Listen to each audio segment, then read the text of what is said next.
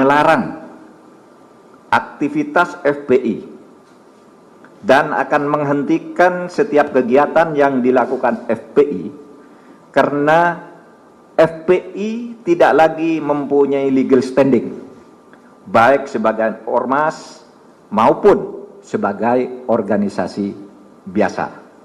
Jadi dengan adanya larangan ini tidak punya legal standing ya, kepada aparat-aparat pemerintah pusat dan daerah. Kalau ada sebuah organisasi mengatasnamakan FPI, itu dianggap tidak ada dan harus ditolak karena legal standingnya tidak ada terhitung hari ini.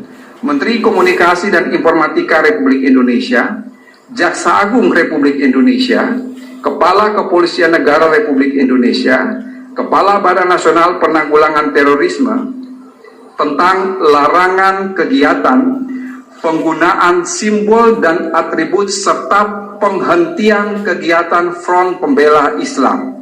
Kesatu, menyatakan Front Pembela Islam adalah organisasi yang tidak terdaftar sebagai organisasi kemasyarakatan sebagaimana diatur dalam peraturan perundang-undangan, sehingga secara de jure telah bubar sebagai organisasi kemasyarakatan.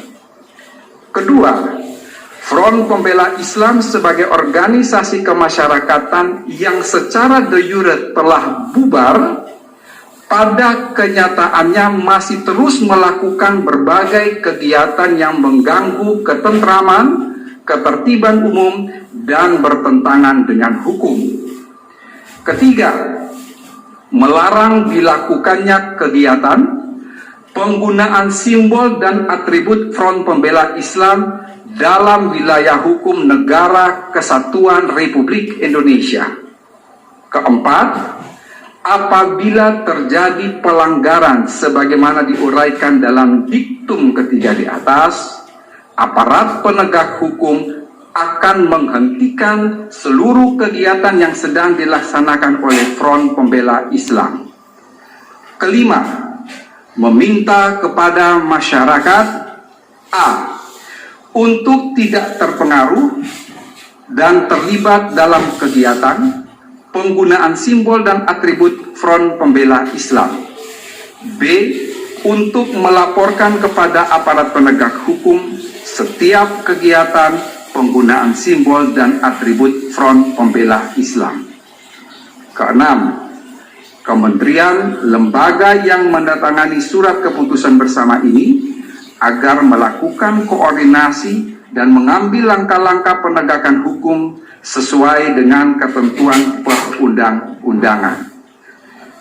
Ketujuh, keputusan bersama ini mulai berlaku pada tanggal ditetapkan di Jakarta pada tanggal 30 Desember 2020. Menteri Dalam Negeri Republik Indonesia Muhammad Tito Karnavian, Menteri Hukum dan HAM Republik Indonesia Yasona Halaoli, Menteri Komunikasi dan Informatika Republik Indonesia Johnny G. Plate, Jaksa Agung Republik Indonesia Burhanuddin, Kepala Kepolisian Negara Republik Indonesia Jenderal Polisi Idam Aziz, Kepala Badan Nasional Penanggulangan Terorisme Komisaris Jenderal Boy Rafli. Gak apa-apa, saya nggak pusing kok. FPI mau dibubarin, saya nggak pusing. Ini malam Front Pembela Islam yang disingkat FPI dibubarkan. Nggak apa-apa, besok pagi saya bentuk lagi Front Persatuan Islam. Singkatannya sama FPI. Dibubarin lagi, saya bikin lagi Front Persaudaraan Islam. Singkatannya sama FPI, yang mimpin dia juga. Dibubarin lagi nggak apa-apa, saya ganti lagi jadi Front Penjaga Islam. Singkatannya sama, yang mimpin sama, kerjaannya sama. Enggak, saya nggak pusing. Karena FPI hanya organisasi, alat juang, bukan tujuan. Tujuan kita adalah ridho Allah subhanahu wa ta'ala. Ada FPI, nggak ada FPI, amar ma'ruf nahi munkar wajib untuk